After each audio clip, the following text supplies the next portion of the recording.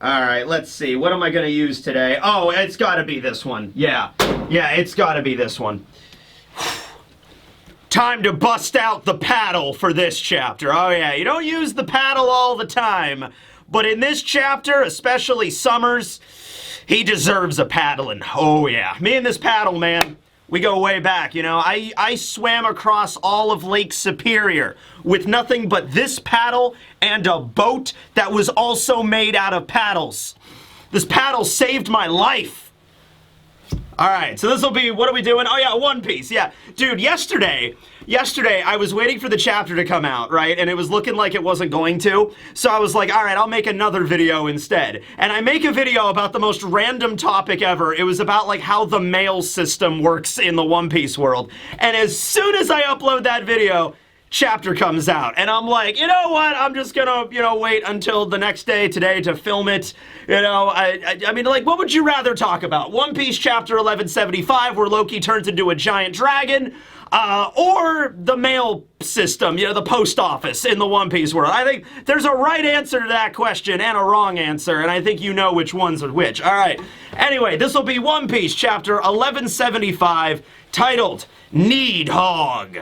All right, well, the original title of this chapter in Japanese was written with just two kanji, all right? The kanji for Rai, which means like lightning and thunder, and then the kanji for Ryu, which is dragon. So it's like lightning dragon, thunder dragon, and the katakana with that goes along with need hog, all right? So it seems like Loki is also not Fafnir. Man! Okay, that one I kind of wish Loki's dragon would have been Fafnir. The lore behind Fafnir I think does kind of line up, because Fafnir did have to kill his own father, and I don't know if you've been paying attention to the story at all, but Loki had to do that, right? But okay, the Needhog is cool too, and we do get the name of his devil fruit in this chapter, so do not worry. I've already added it to the list. I don't know if you know this, but I've talked about every single damn devil fruit in this story, and I will continue that record in 2026, all right? We'll be making a video about Loki's devil fruit shortly, all right. The cover page request, it's a rather adorable one this week. It includes Sabo with copious koalas.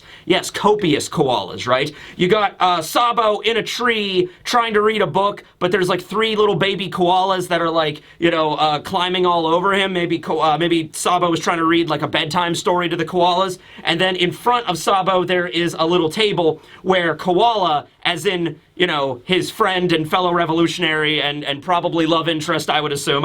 These two get shipped often, right? Like, I'm not weird there, right? Like, it seems like, yeah, they make a cute couple, right?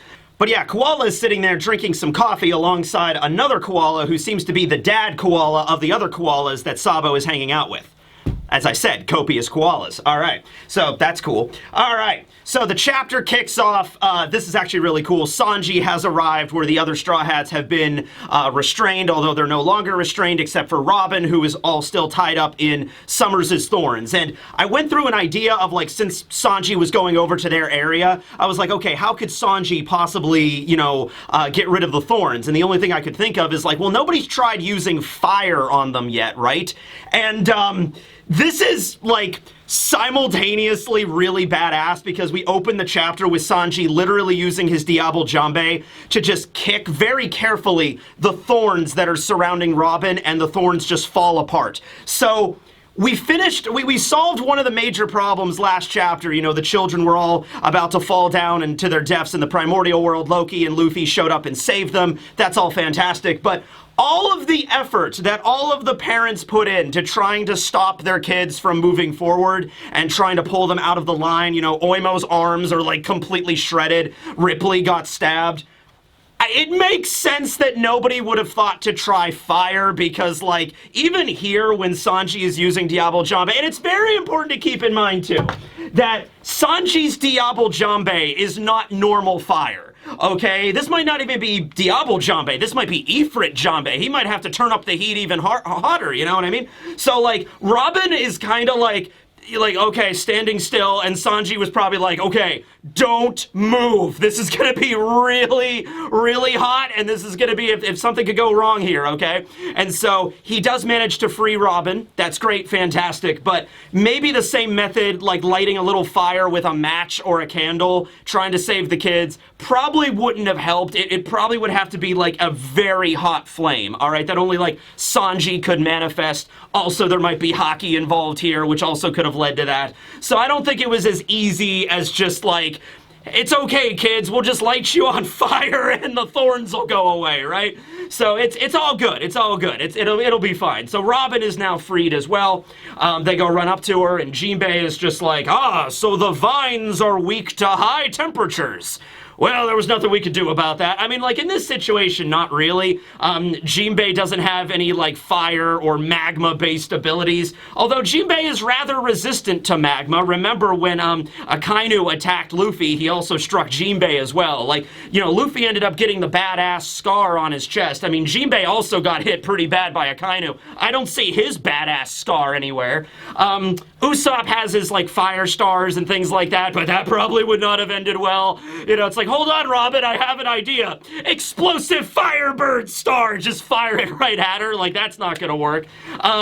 Let's see. Nami has some, like, heat-based abilities with her, like, you know, heat orbs and stuff like that, her weather orbs, but also probably not a good idea. So, yeah, it pretty much had to be Sanji or somebody else that, like, highly specializes in fire. Like, if Sabo was here, he would have been able to help out. If Don Asino was here, he would have been able to help out.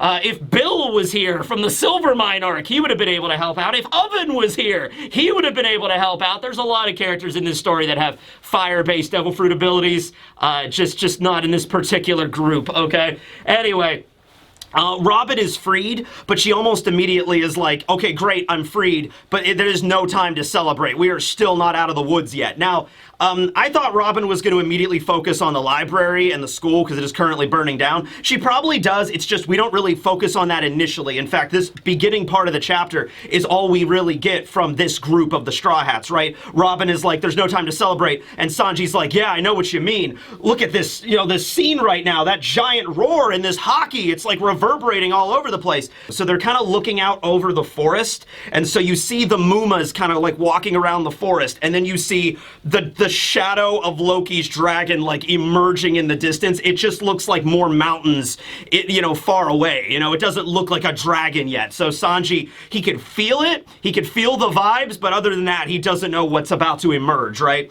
And so Robin, like I said, I think Robin's main, you know, objective here is going to be trying to put out the fire and dealing with the library and the school. So she's probably going to head over there immediately, probably going to take Jinbei with her. I mean, like, hey, Jinbei, come on, we got to put out the fire. And Jinbei would probably be like, oh yeah, okay, I could do that. You know, I've already done that once today. I'm good at that. So they're probably going to go off in that direction. I don't know if like they're all going to go over to the school, like Usopp, Sanji, Nami, like everybody, but definitely Robin will. Okay, so now we're cutting over to the Western Village where the children, their parents, you know, like Roto is also there. They're all getting dumped off by Loki. Basically, at the end of the last chapter, Loki was like, hey, all right, fine, I saved them, but get off my back. I'm not an Uber service, right? You know, I'm not a damn chauffeur.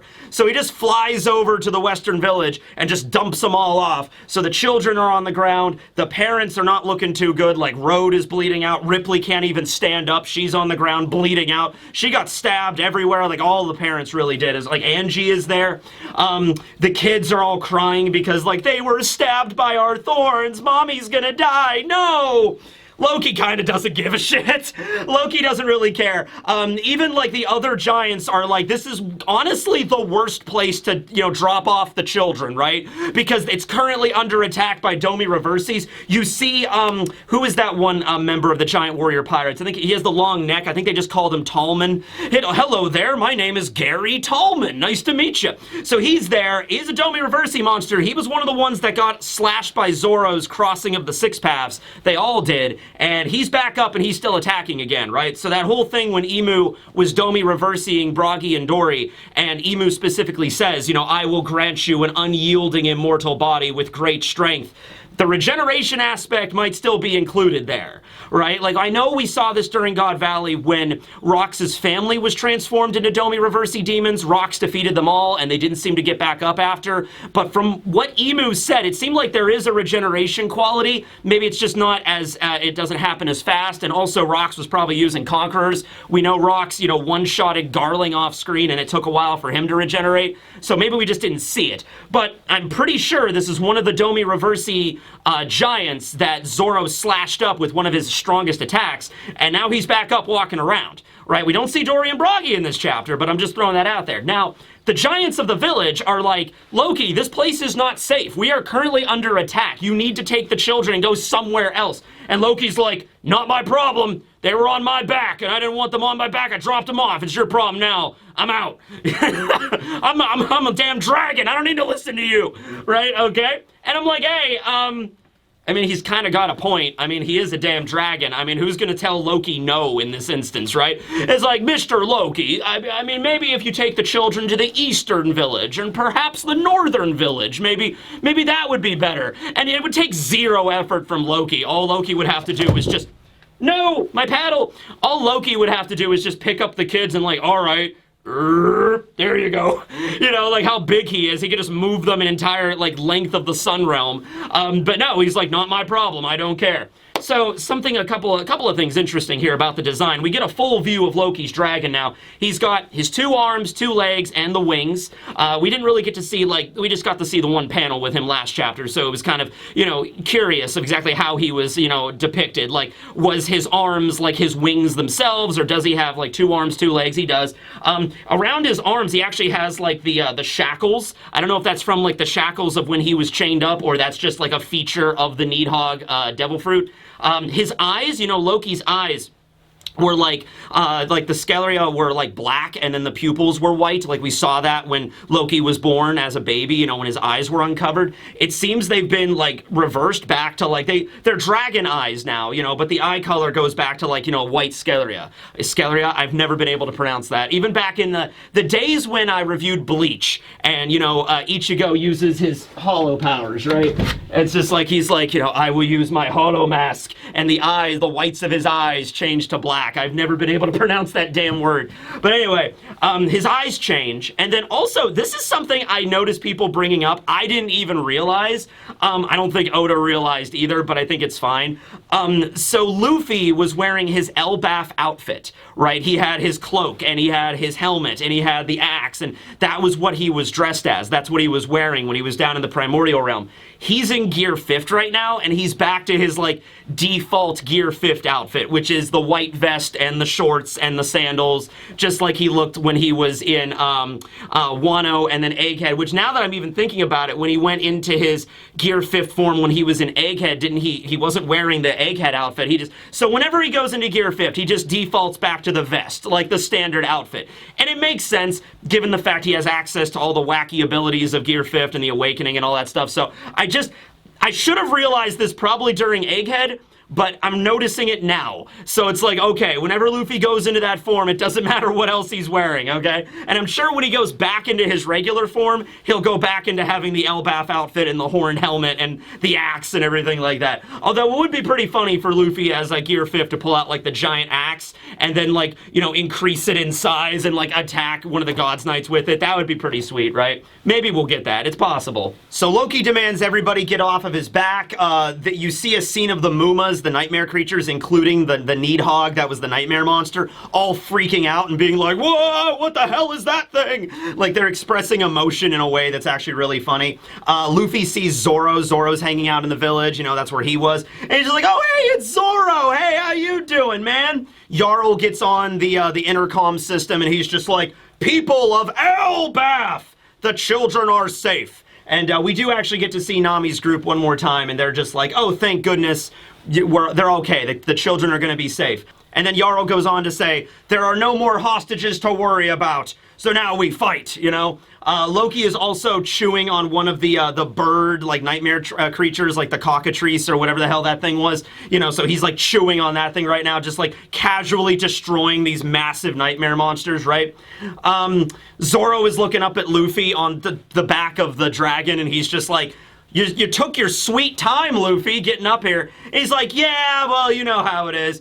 I was like, all right, well, whatever. Since you've already turned into a giant anyway and you're on top of a giant dragon, can you just kind of like take care of these nightmare monsters really quick? Because honestly, you know, we got to start cleaning stuff up here, Luffy. Come on. And Luffy's like, oh yeah, no problem, Zoro. I got that. You know, so there's like a level of just like, yeah, you're on a giant dragon and you're in a giant Gear 5th form right now. Can you just kill all the other nightmare monsters and we just like begin the sweep up operation? That would be great.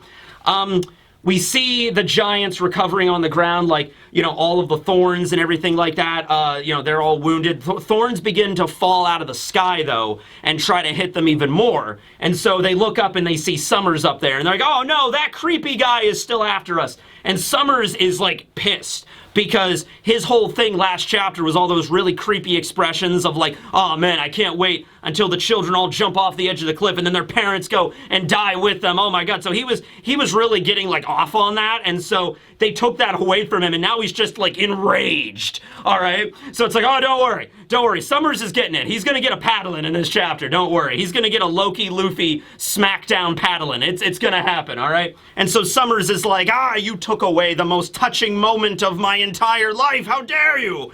And so at that point, he has formed his thorns into those like snake forms that you see him riding around on sometimes. But out of the snake's mouths becomes like a cannon barrel, and it starts to just shoot thorns like a machine gun, like just da-da-da-da-da-da, like down at all of the children and their parents, and he's just trying to like stab everybody, right?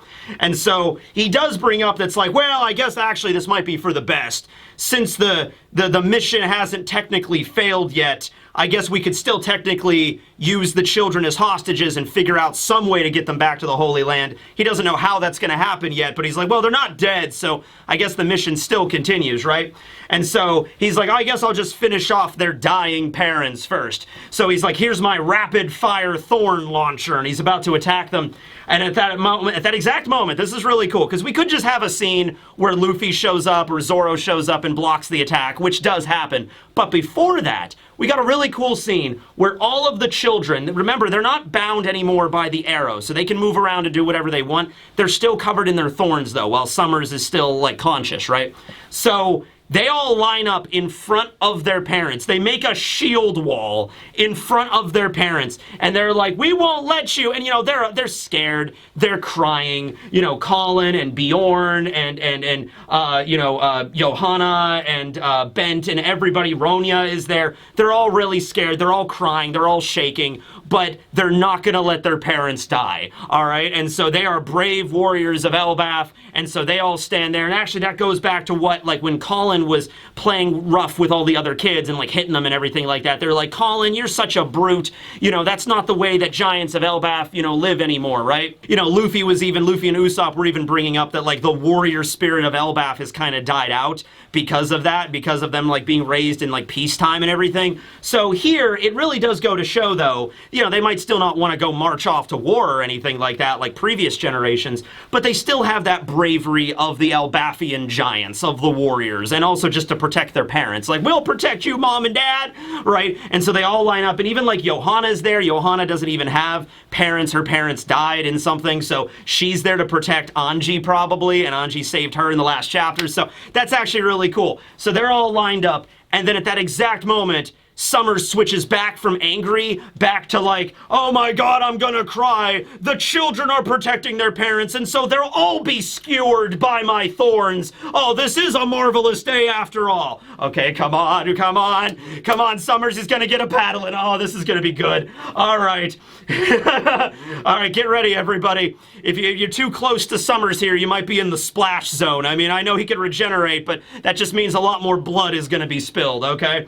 And so he launches the attack. Ripley is like, Colin, please, you need to run. And Colin's like, no, Mom, I'm gonna protect you. So the thorn starts slamming into the ground. At that exact moment, Zoro shows up and just kind of streaks across the sky right above the kids, uses his swords to like slice up all of the thorns, so they don't have to worry about that. That's taken care of. And Luffy's like, way to go, Zoro. All right, I got it from here. Don't worry about this. And so Luffy jumps in the sky, just like his fight with Kaido, grabs a big-ass lightning bolt out of it. Once again, when he touches it, it transforms into like a cartoonish, like one of Zeus's lightning bolts, right? He grabs it, and this time, he kind of like takes his hand and he kind of like does this, like he's like lining up the shot, like a little sniper scope appears, and he's just like, hold on. I tried this against Kaido, but I didn't aim last time. Let's try this, right? Okay. And so Luffy lines up the shot. He's got Summers right in his sights, right? Headshot. Like, this is going to be awesome. Luffy rears back with not just the lightning bolt. He doesn't just javelin the lightning bolt like he did with Kaido. He takes the lightning bolt, rears back, here comes the giant fist, infused with the raw power of Zeus.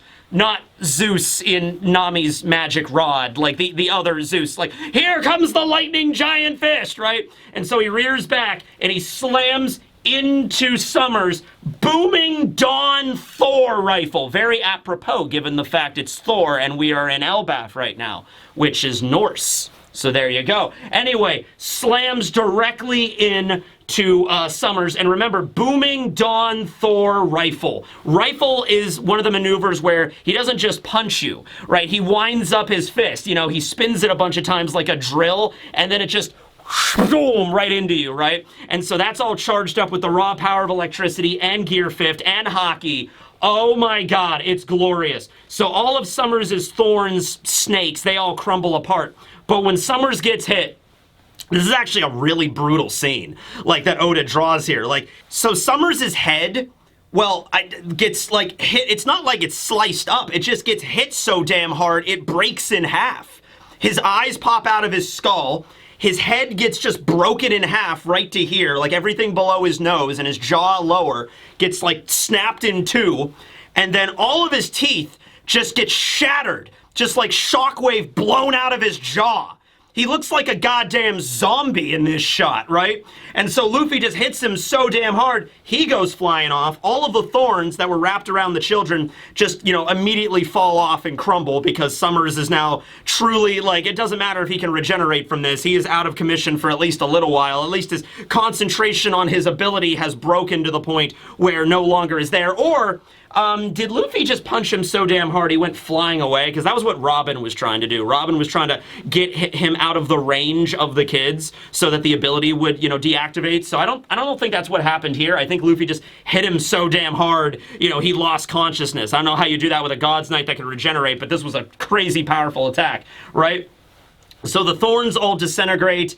Everything seems okay. But no, he didn't lose consciousness. You actually still see him talking in this one more scene where at this point, so all of the children are just like looking up at Luffy, and then Ripley is there and it's like, I'm so glad I finally got to see the warrior of liberation. The sun god Nika has arrived. And so Summers, remember, half of his head is like away and his jaw that's all busted up is still talking like, did you say the sun god? Oh, that's just a tall tale to scare the kids. I'm like, really, Summers, that's what you're going through right now? Like, you just got your entire body, like, crushed to cinders with a lightning punch, and you're like, sun god, that doesn't exist, right? Okay. Well, at that exact moment, Loki steps on him. Loki just, like, so casual, too, so nonplussed of just like, hey, what? Oh.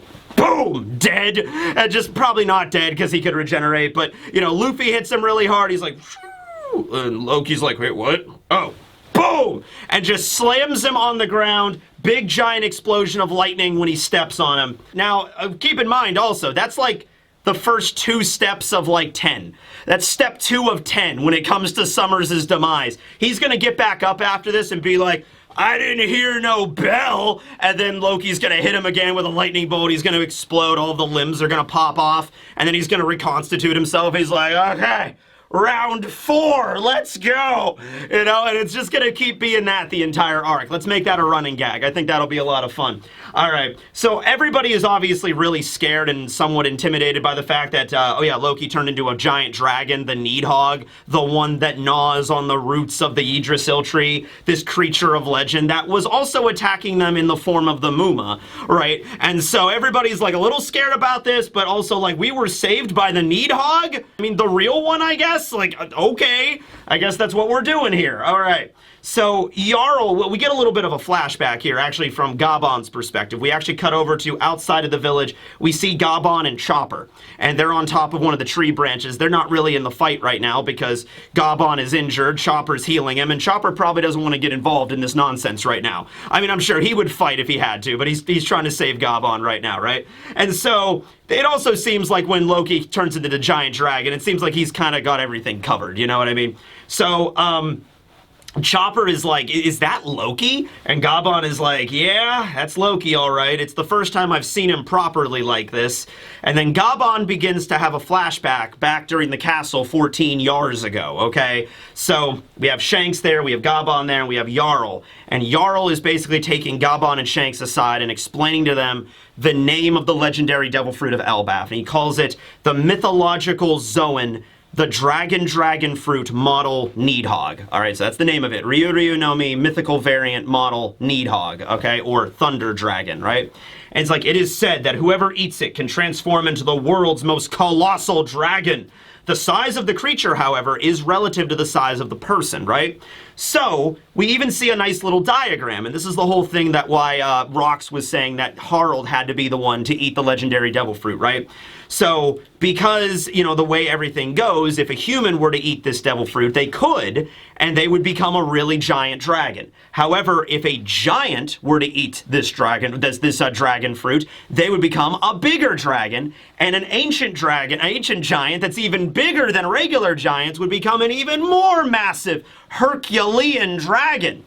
And we see a nice little diagram of the different little goofy dragons that Oda draws, you know. And so I would assume if a human were to eat this, they might become the size of, like, Dragon 13 from Punk Hazard. That was a really big dragon. And then if a giant ate it, even bigger than that, maybe the size of, like, I don't know, like San Juan Wolf or something at Marineford. But then we have an ancient giant, Harold or Loki, consuming it. And Loki was even big for an ancient giant. Like, Loki was bigger, I'm pretty sure, than Ors or Ors Jr., all right? Like, he's taller, too, right? He's more lanky. So, this dragon is truly massive.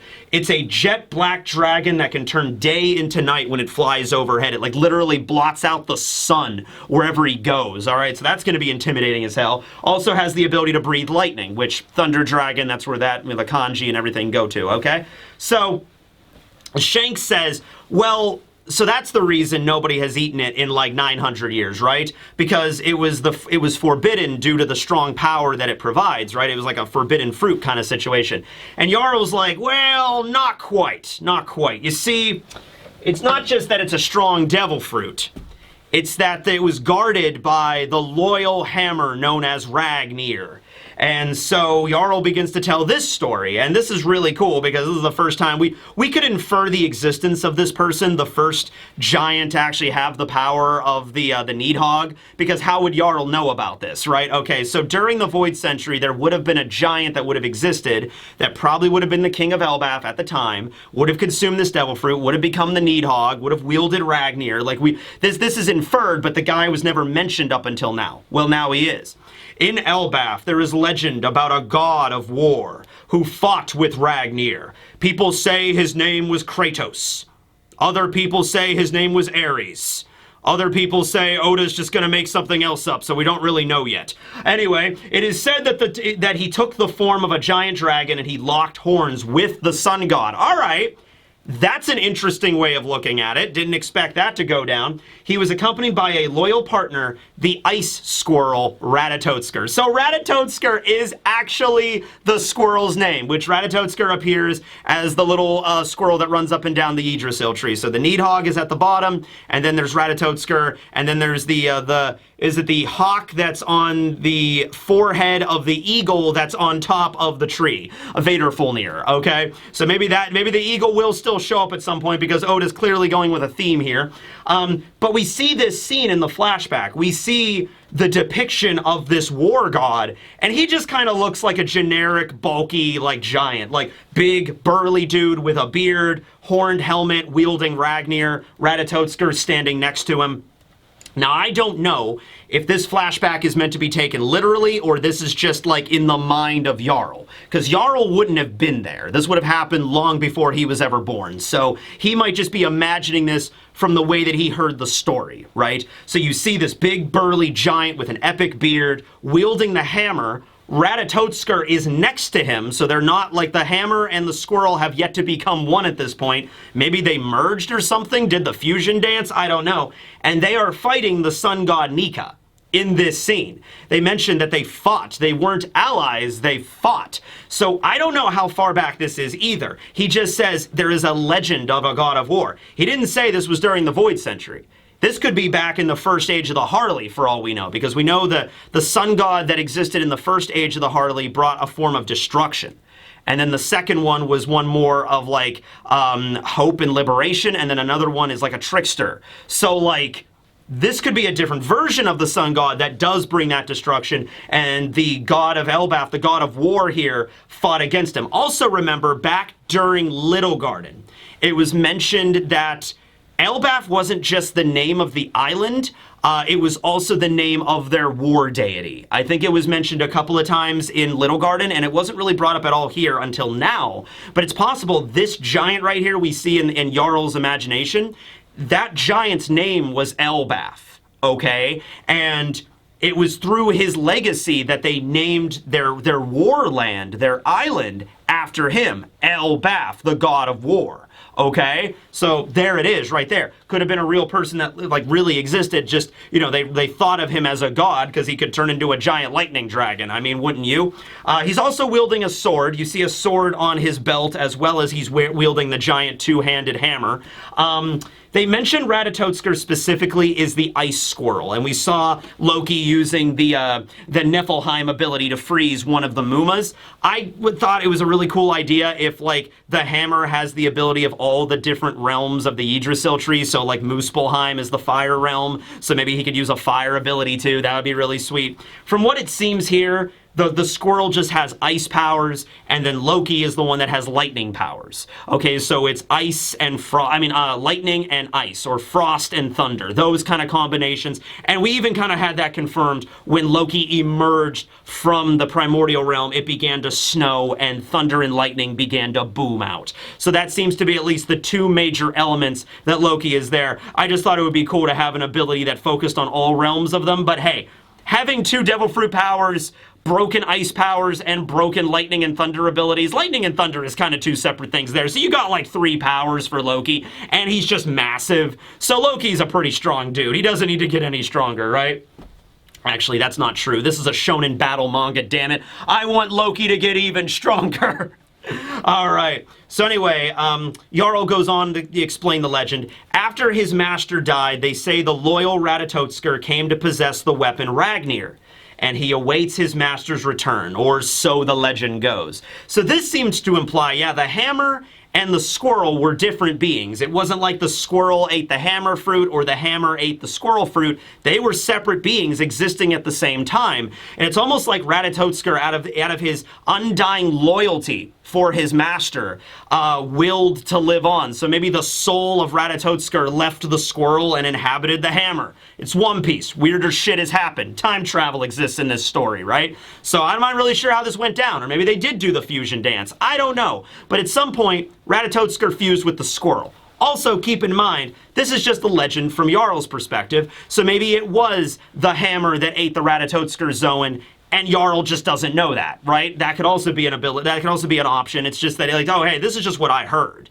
right? I don't know actually how this shit works, right? Okay, so that's the way the legend goes. We go back to the present as Gaban is reminiscing, but it seems that Ragnir is no longer acting as a guard. It seems like, you know, the Ratatotsker finally made its choice, and it chose Loki to bear the powers of the Nidhogg, the great dragon that was once wielded by this war deity. Okay, so big shoes to fill, but I think Loki's got it, all right? So then we get 2 double-page spreads to end out the chapter, and there's not much dialogue here, and you don't need it because it's just Loki charging in his dragon form absolutely towering over all of the Mumas, the Needhog, the Fenrir, the bear with the helmet, another one of the Revenant kind of creatures.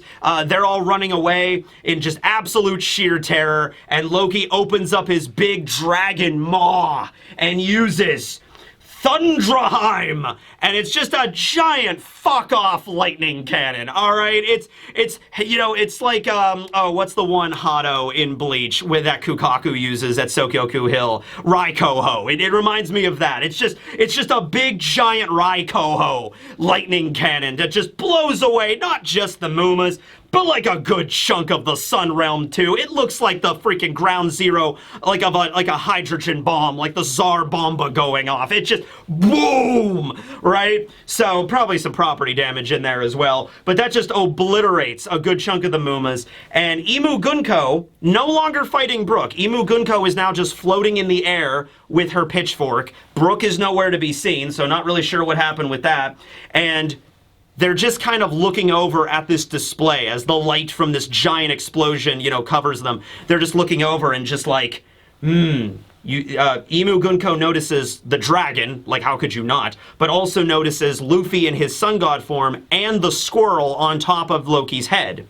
And so Imu Gunko, we cut back to Marijwa where the main body of Imu is inside of the flower room, and they say, so that is it. The Needhog. It was here the whole time. It was here at Elbaf. And we just see a close-up view of Imu's eyes, just getting really angry, like similar to when Sabo crashed the party, and then Imu immediately is like, who the hell are you? You know, it's like that basic, you know, that exact same like expression, right? That's the end of the chapter. No break next week, and Oda's going to do a full color page spread next week as well. That's announced, so that's going to be really sweet. So, excuse me. So the chapter ends, like I said, on a really high note of Loki just absolutely dominating the battlefield. And then Imu realizing that, like, oh wait, the legend of the Needhog, it was here the whole time. I'm just gonna throw this out there. I know we're probably basing this off of the Norse mythology that exists in our world, but I'm just saying, Imu, I'm just saying, if you were curious on where a dragon by the name of Needhog was, probably the first place I would check is Elbaf.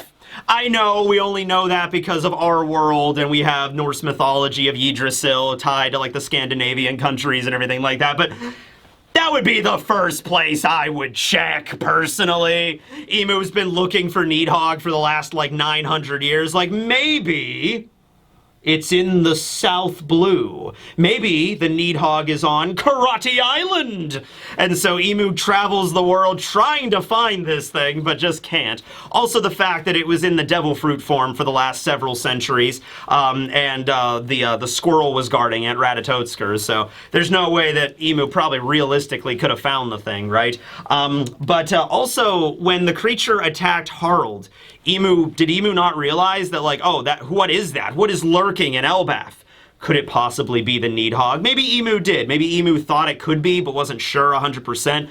But now they are. Now they know. So, yeah, I'm still following along with the logic here that Loki is about the size of at least a small island. You know, he's not the size of the Red Line or the planet or the moon or anything like that, but he's still, like, a pretty sizable, chonky dragon, like I would personally say myself, right?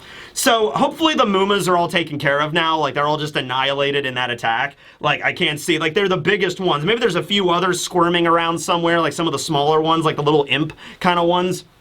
But when it comes to like the Fenrir, the Needhog, all of the Revenant monsters, the big bear and everything, that cockatrice like Phoenix Griffin thing that was flying around, all those are dead at this point. So they're all cleaned up. We don't have to worry about that. The children are safe. The arrow power isn't working anymore, and the thorns are gone. Robin is freed. So this chapter, honestly, it was a shorter chapter than, I think it was like 17 pages. It was less, and there's a lot of double page spreads that don't have a lot of dialogue. But we covered a lot of stuff here. Like, all of the Straw Hats are freed now. We learned the lore about Loki's devil fruit name. Loki wiped out all of the Mumas, and the children are effectively safe. So it's great. All we have to do is get Chopper down there maybe to like help patch up all of the parents so they don't bleed out, and I think we'll be set. I think we'll be good. So yeah, pretty damn good chapter. And no break next week. I think the most interesting thing for me was the reveal that there was like a war deity, because we do know about that deity. It's just it was never mentioned in Elbaf up until now. So now, when do you think this occurred? Why do you think this war deity and the sun god fought? Do you think that even happened, or that was just the legend that Jarl heard? Was this during the Void Century, or was this during the age of, like, the Age of Heroes, like the first age or whatever of the Harley, or even before that? It could be either or. Like, Jarl was only 400 years old, so this could have occurred during the Void Century, would have made sense. But it seemed to be the giants allied with Joy Boy, who was the sun god during the Void Century, which was in between the second and the third age. That makes me think that this is probably the first age that the legend they're referring to. Also, if we're going all the way back to, like, when Elbaf first got its name, right? And maybe when the tree was initially planted, we'd have to go back way further than the Void Century, right? So let me know down below what you think about that. As well as, I guess we could do a what-if scenario if, like, other characters ate the dragon fruit. Oda did mention one time that if Zoro was going to eat a devil fruit, Zoro himself wouldn't eat it, but one of his swords, like the Enma, would eat Kaido's dragon fruit. So it'd be kind of cool if, like, one of Zoro's swords consumed this thing. Sword dragon, you know what I mean? So that would be cool. Anyway, yeah, it was a pretty good one. And, of course, who could not love Summers get completely devastated by Luffy's big giant lightning fist, right? His body like cracks apart. So, and like I said, I don't think this is the only one. I think Oda's going out of his way to make Summers just an awful, creepy ass person so that he could just keep reviving and then keep getting stomped on and killed in multiple different ways over and over and over again. So look forward to that. Anyway, thanks for watching. This will be Techie 101 signing out. Summers got a paddling. Now, what happened with Brook, though? Ooh, that's another one. I hope Brook's okay. Emu's gonna get a paddling after this one.